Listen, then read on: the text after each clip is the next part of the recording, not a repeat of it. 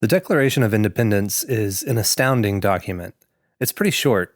You should read it if you haven't. Most of its content is actually an enumeration of injuries and usurpations by the British monarch King George III against the American colonies. But the most interesting part is the first three sentences, which give a rationale for why it is necessary for one people to dissolve the political bands which have connected them with another. The following unalienable rights that the Declaration lists, life, liberty, and the pursuit of happiness, would become the shorthand for what the United States of America stands for, and would be the lifeblood of the next great document to be produced by the new country, the Constitution. G.K. Chesterton once observed, "America is alone in having begun her national career with a definite explanation of what she intended to be, and this is an experiment of the highest historical and philosophical interest." In comparing America to England, Chesterton saw the value in starting a nation off with an ideal standard, a very definite constitution as opposed to mere custom, compromise, and an unwritten constitution. For an unwritten constitution may be an unrecognized and unrespected constitution. The neglect of custom may itself become customary, and the principle of compromise may itself be compromised. He was absolutely right. But he may have overestimated the definiteness of America's Constitution. The framers of the Constitution tried to be as far-sighted as possible, but they knew there would be issues they couldn't foresee. That's why they set up a process for adding constitutional amendments and an entire branch of government to make judicial rulings for special cases. But what they didn't set up for future generations was a guiding principle of interpretation. Interpretation not only of the documents they produced, but of the philosophy they held in producing them. What exactly did life, liberty, and the pursuit of happiness mean to those men? What if they came to mean something quite different in the course of a couple centuries? Could it be that the sacred virtues upon which our Constitution is predicated are themselves a sort of custom and require a sort of unwritten constitution to interpret them? Let's examine those three principles. Life seems pretty straightforward, but in 1868, the 14th Amendment had to extend the constitutional right to life to a class of humans that hadn't been considered fully persons when the Constitution was ratified, i.e. black former slaves.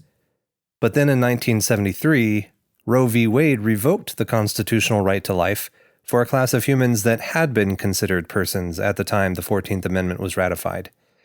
Life also has less definite parameters nowadays, with fertilized human embryos frozen in laboratories, the use of extended life support technologies like ventilators and ECMO machines, and even illicit doctor-assisted suicide for people not yet on the brink of natural death. So even the right to life, it turns out, can be loosely interpreted and applied. Liberty is more difficult still. In our time, the words freedom and liberty are often used interchangeably, but those words have had different histories of use in different contexts. Broadly speaking, liberty is more often used in civil or political discourse and implies liberation from some form of undue or arbitrary restraints, while freedom has been more often employed to describe the general ability to achieve any number of possible outcomes. In physics, to describe the possible movements of objects, and in philosophy, to describe free will, self-determination, and autonomy. Thus, liberty, as John Stuart Mill wrote, concerns the legitimate powers a government or society may exercise over an individual. Freedom, however, may more broadly refer to an individual's ability to do whatever he or she wills. More on that in a moment. Liberty in this political sense, specifically as protection against the abuses of a formal government, is most certainly what the Founding Fathers had in mind. But Mill, writing in the 19th century, saw that it's not only government which may oppress an individual, but also society itself. Protection, therefore, against the tyranny of the magistrate is not enough. There needs protection also against the tyranny of the prevailing opinion and feeling, against the tendency of society to impose, by other means than civil penalties, its own ideas and practices as rules of conduct on those who dissent from them, to fetter the development and, if possible, prevent the formation of any individuality not in harmony with its ways. These words have proved prophetic. The immense social pressure that can now be mobilized, especially with the aid of media and social media, against individuals, companies, or other groups which are out of sync with the most powerful social ideology of the day is becoming ever more intense and consequential. The loss of jobs and income, social ostracism, and even the threat of physical harm to person and property are the punishments sometimes meted out by the hordes of du jour ideologues. And once these contingents have amassed enough power and influence, they parlay their social victories into civic victories through legislation and litigation. The government is then, supposedly, innocent of the charge of despotism as it strips citizens of liberties they once had, since it has derived its mandate to uphold the prevailing opinion and feeling not from itself, but from the people, that is, the most powerful contingent of the people. Democracy and self-governance, laments Mill, might then not be the government of each by himself, but of each by all the rest. And so, people believe it's not a violation of personal liberty if you're compelled to design, perform, or otherwise do something that contradicts a deep and firmly held personal conviction, because this compulsion would be coming from a government of the people, not a dictatorship or monarchy. Is this really the Founding Fathers' dream for democracy or their idea of liberty? And finally, the pursuit of happiness seems like the most open-ended and thus the most obscure of the rights listed in the Declaration, but it may actually hold the key to the warping we've seen in the other two. The phrase, the pursuit of happiness, didn't originate with Thomas Jefferson or the other framers, but has an older heritage. According to Professor Carol Hamilton, when John Locke, Samuel Johnson, and Thomas Jefferson wrote of the pursuit of happiness, they were invoking the Greek and Roman philosophical tradition in which happiness is bound up with the civic virtues of courage, moderation, and justice. What the Founding Fathers meant by happiness was not merely personal pleasure or fulfillment, but the realization of a broader goodness, a full life lived virtuously. Over time, this phrase has been sapped of its pith and richness, becoming a vapid mandate to each citizen to do or be whatever he or she desires. But the trouble with desires is that they don't always lead to our health in body and soul.